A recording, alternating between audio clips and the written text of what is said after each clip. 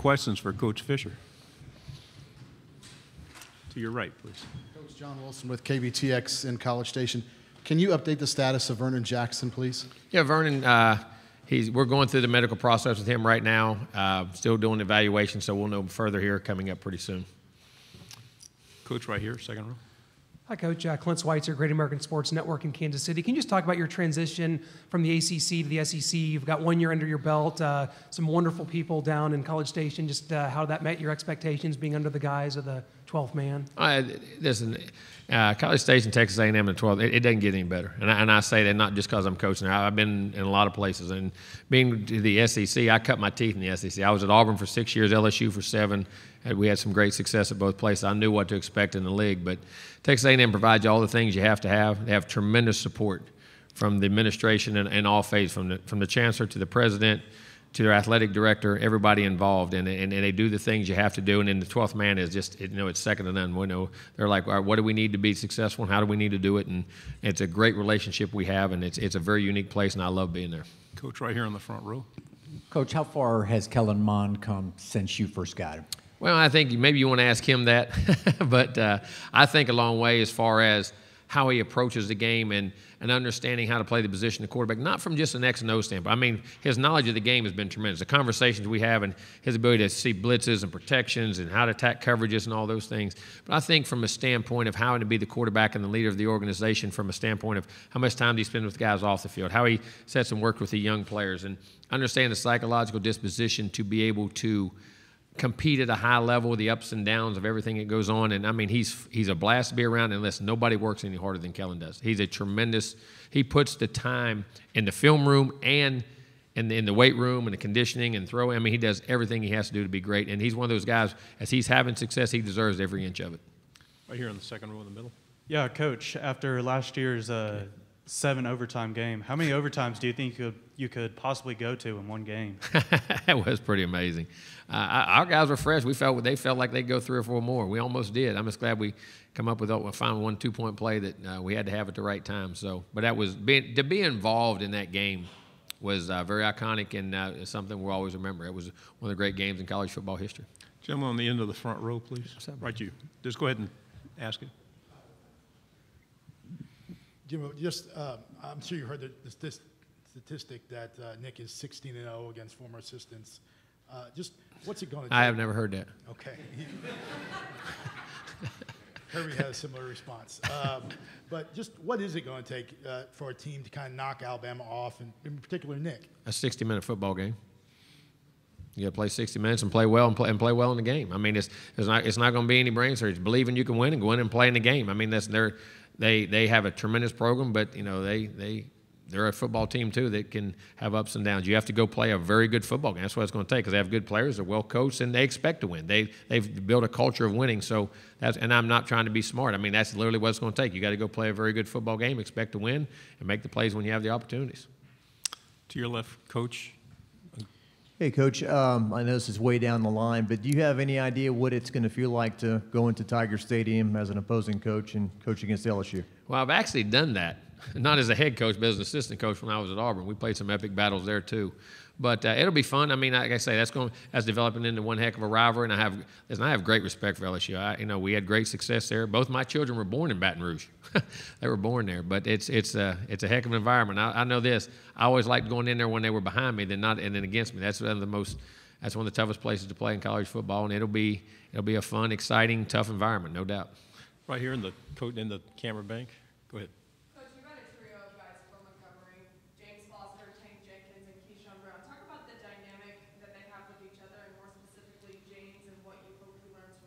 Well, they're very close. Those guys are really close, and but all of them are doing well. Keyshawn's doing a really good job in the summer program. I heard Tanks was in our 2-deep, and James is in our 2-deep coming out of spring practice. Those guys are battling, but James is a very dynamic guy, and I think what he has learned so far, he's had great physical skills, but I think what he's learning from Kellen is how to prepare and how to mentally prepare and get yourself in position to play by not just getting in shape, but how to get in that film room and understand how to take advantage and learn from watching him prepare for games is a big thing I've seen, and that's the biggest difference from the first semester to the second semester, watching him do it. James has a tremendous future.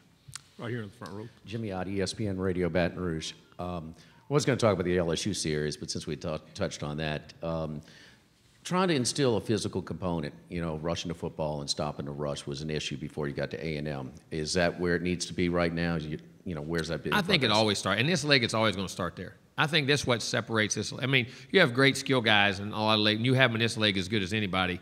But the difference of the guys that put their hand in the dirt and the offensive, defensive line in this league it's just different from a top to bottom. And you have to have that physicality in this league if you're going to be able to do it. You want to throw it all day, but you better be able to run it because them guys up front on the other team, everybody's got guys that can rush.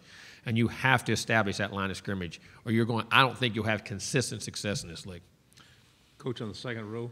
Jimbo, how have you seen the comfortability with your players and your system grow over this past year and plus? And can you ever get where you want to get when being You're comfortable? never where you want to be. If good enough's ever good enough, you're in trouble. But I do think from the questions they asked, the thing that excited me most about the off-season program, spring practice, and then going in was how they approached it. I think the first year, which was understandable, they didn't know how we wanted things done. Whether that's the best in the world, I don't know, but that's how we wanted things done. And I think from that, they really embraced the success they had at the end of the year, going into the offseason, understanding why we have the offseason, why we practice like we practice, why we are so situational and in practice, and understanding the mental game not along with, guys want to grind physically, but do they grind mentally? See, and I think understanding how to win, because, listen, I don't care how good of players you get in this league, everybody's got good players. It's going to come down 3, 4, 5 plays in the game that you have to be able to make and expect to make. And I think they're learning to practice that way, expect that way, but then have the expectations of winning, not hoping to win, expecting to win. Coach on the second row right here, please. Hey, good. How are you? So Steve Shaw was talking about the changes, the criteria changes in targeting. Yes. Oh my gosh. I mean, take away being a reporter or a coach, but a fan. I know the fans are going to go crazy over this because you still have the player safeties in the forefront, but you now have criteria that has to be met. How do you feel about that as a coach? I think it's excellent because I think it at least sets a standard for what it is and it's defined. And I think once you define something, then you can coach something. I think it's hard to be consistent on how you coach and how you do things if you don't know the rules. And the part about it I like is before it had to be that if it was, if there wasn't reasonable doubt it wasn't, that they called it. I think because the penalty is so extreme, when you're talking about making guys sit games out now for excessive penalties, which I totally agree with, if you make sure that they're actually doing it. I think the new rule changes is outstanding in my opinion. I think Steve does a great job explaining it too. Coach on your left, the gentleman in the red shirt. Yes, sir. Back here, how do you feel about potentially facing Nick Starkel, and what kind of career do you think he can have at Arkansas? Listen, Nick, I have nothing but respect. I said this last year. We had 2 guys that I felt could have started. We happened to pick, Kellen won the nod and then played very well, but Nick is an outstanding player, has tremendous ability, has great arm talent. He's tough. He's mentally, he understands the game. He wants to be good. And he's a better person than he is a player, and I think he's one heck of a player. I have nothing but tremendous respect for Nick Starkel, and I wish you could keep him in there, but I understand, and it'd be tough. It's going to be very tough playing against because he's a heck of a player. Coach, second row of cameras up in the middle, please. Hey, Coach, right here. What improvements have you seen from linebacker Braden White, and how much do you think he'll contribute this upcoming season? Listen, he's the epitome of what you think of when you A&M. This guy, he has the word, I'm going to say basically that's half-speed. The word slow down or not be wide open is not on his agenda. And he's a brilliant player. He's very intellectually smart. He understands the game, very instinctive. And, he gives every ounce and soul of himself, mentally and physically, on – I'm not going to say, every practice, every workout, everything he does. And like I say, if everybody in our program works like Braden, we'll be tremendously successful. Gentleman here in the blue, third row. Yes, sir. Coach, I wanted to ask you about 2 newcomers, Elijah Blades and DeMarvin Leal, and what you've seen from them to this point. Well, Leal, we got to see him a little bit because he came early, then he tweaked the knee, and he's fine. Now he's back going full speed, and he get to go through spring. But you saw tremendous athleticism. You saw a guy that's big, athletic, can run, jump. I think he's going to be outstanding. I'll be shocked if he's not a tremendous player. You don't need to put too many expectations on a kid, but he has all the tools and is a workaholic. He gets it. He's very smart. Elijah Blades, saw him briefly in the workouts before we left for break. Can run, athletic, long, great ball skills, tremendous acceleration, can run. And our strength and conditioning guys say in the summer workouts he's been outstanding, been a leader and been a very hard worker. So I think he ought to have a big contribution, and I think DeMarvin will too. Coach, middle, 3 rows back. Hi, Coach. Hello, Simone, CBS 42 in Birmingham. I asked Kirby, and I also asked Jeremy, the biggest thing they took from their time under Coach Saban, something that they still use today. I know it's been a minute for you rather than for them, but what's something that maybe you still use that you learned from him at your time at LSU? I think Nick encompassed the whole program, and when I say from an organizational standpoint, how you organize things, but I thought in the forefront where he was ahead of a little bit of people, and I believe in it too, and I've said this for the last 10 years. I think one of the biggest issues we have in college athletics today is mental health. I truly believe that because I think the guys are facing unbelievable pressures that they've never faced before, and I think the ability to use psychologists, sports psychologists, and things early in our careers that we use a lot of the same people in that regard, and I think he was ahead of himself in that, and I've always believed that and kind of did that, but I think that was one of the things that I think he does a really good job of that I think that we still do and I believe in wholeheartedly because these kids are facing because of this and the social media and expectations and all, I mean the world we're in today, it wasn't like when we played. And everything you do is magnified, I'm going to say 1,000-fold. I know that sounds crazy, but I believe that. And I think the ability to let them, how to deal with the pressures of today and have release. Because I think, the thing we talk about with kids, and I think from this standpoint, I'm going off on another little tangent on my own, Bo. We want them all to be perfect. We want this. But where does a kid get to be a kid?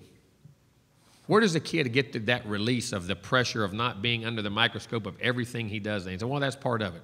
Well, wait a minute. It is part of it, but that kid still, his mind is still 18 years old or 17 years old or 19 years old. You have to learn to deal with that. And I think learning from the mental health side of that and learning to deal with that, I think was one of the biggest things. And I still use it today exclusively. To your left, Coach, among the cameras. Hey, Coach, I guess you've known Scott Woodward about 20 years? I don't like the guy. Yes, a long time, since 2000 when I went to LSU. Yeah, you guys changed the culture in Baton Rouge and then he brought you to yes. Just your reaction of him going to LSU, and does that intensify this rivalry even more? Oh, it doesn't diffuse it, that's for sure. But I'm happy for him. He's going home. But I thought Scott did a tremendous job. I've always had tremendous respect for him as a person first, and he done a great job. And his role when he was with Chancellor Emmert at the time, and Mark is now the president of the NCAA, when he was with us at LSU and as an athletic director, I think he's done everywhere he's been highly successful. And he has a great vision to see things and do things. And we have a great friendship and a great respect. And I love him, and I wish him success all but 1 week. Right here in the front row. Hey, Coach, Bruce Marshall, Sports Byline USA. Schedule question for you, but a little bit different. You got all these big games we know this year, and there's already that buzz about the Clemson game in week 2. Mm-hmm. But the challenge for you and your staff, the opening game, Texas State, they've got a new staff. They're coming in there with nothing to lose. We've seen Sun Belt teams come and do there's dangerous. No doubt. Tell the preparation for your team for that first game with the big Clemson game. And what I think, when you get your program to where you want it and how the guys think, your opponent has no face. You have a faceless opponent. You say that, and I know it's tougher to say, but there's a point they believe that, and they got to understand how they got to build off each and every week. And I think that's where we're at in our process, in the understanding that no matter who we play, there's a standard in which we have to hold them to in practice in the offseason. I think that comes from how we do things and how we make them practice. I think, listen, I believe this: kids do what you let them get away with. And I think there's a standard in which you got to hold them to. And they say kids are different today. They're different unless you make them do it the old way. We're going to try to do that. Now, that's our challenge as coaches, and they have to buy into that. But if you want to be a great program and win, it doesn't matter who you play. It's how you play. And I think you have to build that, and that's part of our culture that we preach daily. And I think if you want to play well that second game, you have to play well the first game. And I think you build off of that, and that's our approach. But is it a challenge? Yes, because kids and any time think up and down. But Texas State can, anybody can beat you, and everybody has players across this country. Yeah, Coach, how have you seen Justin Matabuke emerge as a leader with all the losses in the front seven? And do you have any specific examples? Well, I think Matabuke, first of all, he kind of came out of nowhere last year. He played a little bit. No one realized how good he was. When we got there, we were in love with him, and they thought he played great. But not only that, I think the first thing it's making him have to play is the people around him. Trey Brown is an outstanding player. Jaden Peavy is playing his tail off inside. He's a big-time player, too. And I think if he knows if he even breathes wrong, somebody's going to pass him up. But I think he's understanding. And in fact, I had talk today about, or you want to win the SEC, you want a national championship, you want to be a first, or you want to be in the Hall of Fame. There's a mentality of getting those guys who have that ability to look past just making it. No, I want to be the best there ever was. And I think that's the thing that got to continue to drive you. And I think that's where he's at. He's learning how to drive and work and learn the off-field things just like he is on the field. When he gets on the field, he plays his tail off and he does it all, but learning how to everything he does. And that's our process with him now. Like all those guys that have been there, that everything you do has to have a championship quality to it because it sends a message. It creates a habit of who you are because who we are is what our habits say we are and what we do daily, myself included. We all are. We have this image of what we are. Well, look at what we do daily. That's who we really are because that's your habits and how you think. And I'm trying to get him to think like that, not think like a great player, think like a champion. Great players can come and go. You want a championship mentality. There's a very few percentage of people in this world that truly can embrace it and engulf it. Same row, Coach. Third row on the end, please. You have your hand up? Yes, ma'am. So just based on the experiences from last season, what would be the biggest improvement that we would see from your team this year that you've maybe seen in the offseason? You know, I think, first of all, embracing the grind. I think they understand after the success we had at the end of the year, the little run we had of why we do the things we do and that, you know, I'm not just going out there to put work in. I mean, because some guys, you can go out there and run and sweat and you get your work in, but am I putting myself in that situation pretending like it's the end of the game and how I practice and how I play for a championship? I always said this is the greatest quote I've ever heard in my life. People asked Michael Jordan one time, what do you do different at the end of the game? His answer was, I don't. I'm the same as I was in practice. Everybody else changes. I don't change. Because every day I practice was for the NBA championship. And I think trying to get your players to understand that at everything they do, they're putting themselves in that mindset right as you're running, as you're doing the rep, as you're making the throw, as you're making the tackles. I'm doing this right now at the game's on the line. So when that moment comes, I'm expecting to make the play, and I'm in a psychological position to understand that that's what I do, and it reacts, and your body will react that way. And I think I'm trying to grasp that is the biggest challenge, and I think hopefully we can make great strides in. We have more questions than we have time. Our final question right here, the gentleman on the third row. AJ Spirit, WVUA-FM, Tuscaloosa. Coach, it seems like the battle for the SEC West in 2019 is going to come down to Alabama, LSU, and A&M. What do you think gives A&M the edge over the other two teams that could lead them to the SEC championship? I don't think the edge is going to come from how you play and your cycle and expecting to win and do it. I don't think there's an edge by anybody. I think the edge is going to find out what you do on Saturday afternoon and how you prepare to play and expect to play and embrace the challenges and things and realize there's going to be good things happen, bad things happen, but being able to persevere through them all. And I think the team that can have the strongest mental disposition is the one that's going to come out on top. Coach, thank you very much for your Thank time. you. Good luck this year.